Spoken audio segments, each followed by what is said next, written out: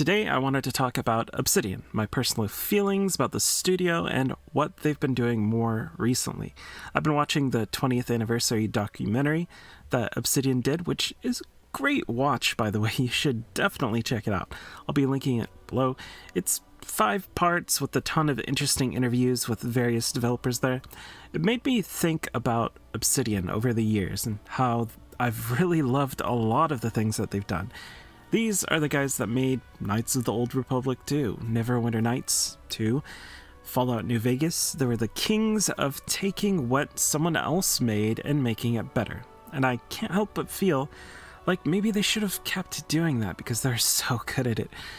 The new Obsidian hasn't hit the same highs by any means, probably not even close, but look, they're not doing terribly either. I know there are a lot of people who liked Outer Worlds, but I'm not one of those people. It wasn't that it didn't have any upsides. It definitely did have upsides. So there were fun characters in it.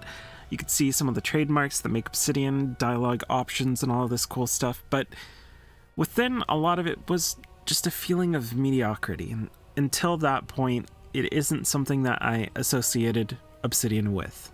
It felt like they were out of their comfort zone or something. Outer Worlds had this feeling of not being lived in. It was placid, it was empty, soulless, and a lot of that had to do with the way that you interact with the NPCs in the world. If you take other games that are similar, like Skyrim, Fallout, those worlds have multifaceted areas. Some areas are teeming with life, some are open and barren. Take The Witcher Wild Hunt, for an example, one of the best game worlds out there, and part of the reason it's so great is environmental storytelling. You walk into Novigrad, you learn more about the world just by existing in it, seeing things. At one moment, you walk through a district where someone is being strung up and burned at the stake, and the next, you walk through areas with shady people looking for a fight, a whole building that appears to have been taken over by the homeless, and on and on. There's so many different areas that have their own unique feeling to them. This is something that Obsidian have done before. It's not like they're bad at it. I thought Pillars of Eternity, Deadfire, did a great job of setting up its region, so why did Outer Worlds not do the same for me? Why did it feel like they couldn't do it? And that brings me to Avowed and the concerns that I have with it. It seems like every time I see Avowed in the games media, it's because someone is telling me to keep my expectations low for the game length, or that I should expect something smaller, something less ambitious. And why is that? Why should I expect that? They were bought by Microsoft.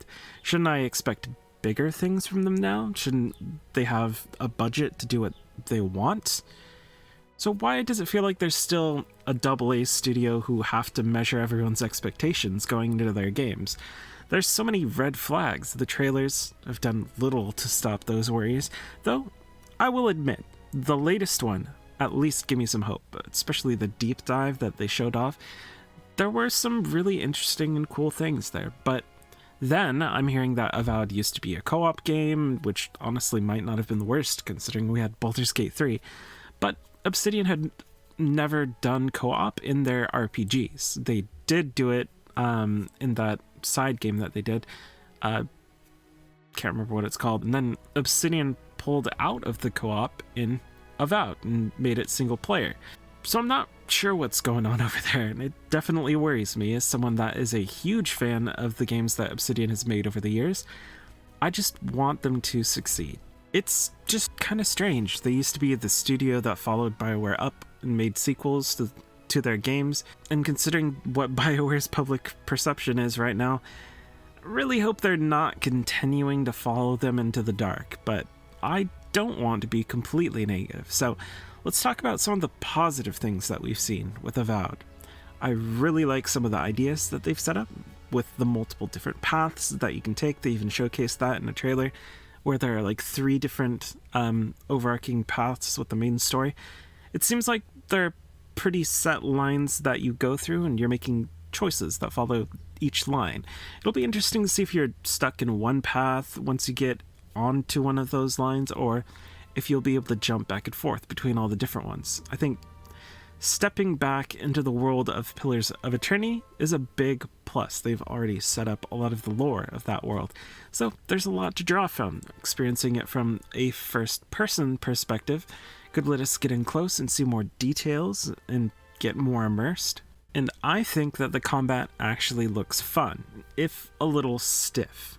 You can dual-wield wands, which is something that looks pretty cool. I feel like first person really lends itself to long range styles of combat, so I'm glad it seems like we'll be getting the options to do that. They've also shown off some of the dialogue systems and how there are a lot of different choices based on the character that you've created, different ways that you want to speak to people, so there's definitely good things here, and the game has potential. And I'm not particularly happy that they don't have companion romance. If I understand some people, you don't like it, that's fine, but I feel like romance is part of the human experience, and if you're an immersive RPG that focuses on relationships between characters and you don't have it, then you're losing out on a significant aspect of the human experience. It doesn't really make sense to do one thing that's so close to the other thing and just detach them. It makes things seem a bit less realistic, but if characters are good enough and have interesting relationships outside of romance, it could get carried by that and it could not be a big deal. But come on, really, are Microsoft really not giving you the resources to add writers to your team who can make that sort of romance happen? I don't know, it's weird.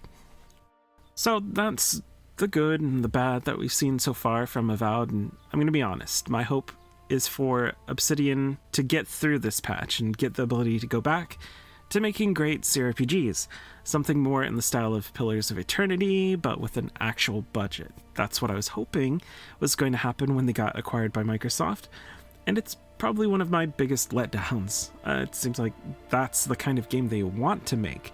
Josh Sawyer, one of their lead devs, said in an interview that he wants to make Pillars of Eternity 3 with a budget like what Larian got with Baldur's Gate. And I really think they could make something amazing, but it feels like Microsoft is pushing them to do other things. I could just be misreading the situation. I'm not privy to those internal details, but I'm not sure they've actually wanted to make Avowed co-op to begin with. It feels like BioWare's relationship with EA. You cannot begin to convince me that they were dead set on moving away from RPGs and wanted to make games as a service. In fact, I'm almost certain they didn't. There's a tweet from David Gator, who is a developer from BioWare, used to be, where he talks about a live service mandate, which seems like a thinly veiled hint that BioWare was pushed into Anthem. I'm hoping that Microsoft isn't doing something similar to Obsidian, kind of pushing them to do these other things. But hope for Avowed is still there. I'm not necessarily counting on it being the best game ever, but I'm not as down on it as I once was. Luckily, since it's on Game Pass, it won't be a large investment to find out. So what do you think? Are you worried about Avowed? Do you think it looks great? Let me know. Thanks for watching.